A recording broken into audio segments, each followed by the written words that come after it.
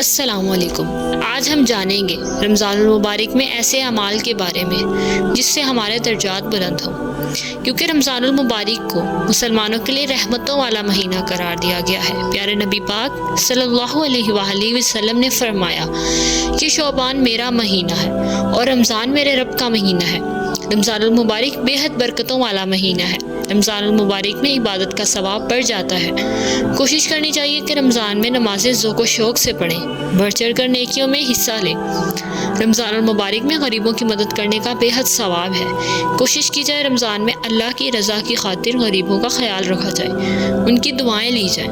رمضان میں قرآن پاک سے محبت کی جائے، کیونکہ رمضان ایک ایسا مہینہ ہے جس میں قرآن پاک نازل ہوا۔ قرآن پاک کی تلاوت کو معمول بنایا جائے۔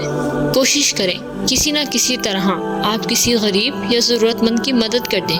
سحری میں تہجد پڑھنا رمضان میں ایک بہترین عمل ہے۔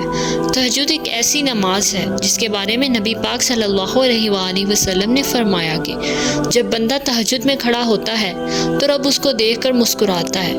رسول پاک صلی اللہ علیہ وآلہ وسلم نے ایک اور جگہ فرمایا کہ اگر جوان آدمی سجدے کے لیے اٹھے تو رب فرشتوں کے سامنے فخر کرتا ہے۔ رمضان المبارک میں غصے سے پرہیز کیا جائے، ہر غلط بات کو اللہ کی رضا کے لیے سہ لیا جائے۔ نبی پاک صلی اللہ علیہ وآلہ وسلم نے فرمایا کہ تو رب کے بندوں کو معاف کر دے، رب تجھے معاف فرمائے گا۔ غیبت سے پرہیز کیا جائے۔ کوشش کریں رمضان المبارک میں موبائل فون کا کم سے کم استعمال کریں۔ زیادہ سے زیادہ وقت اللہ کی عبادت، قرآن پاک کی تلاوت اور درود شریف پڑھنے میں گزاریں۔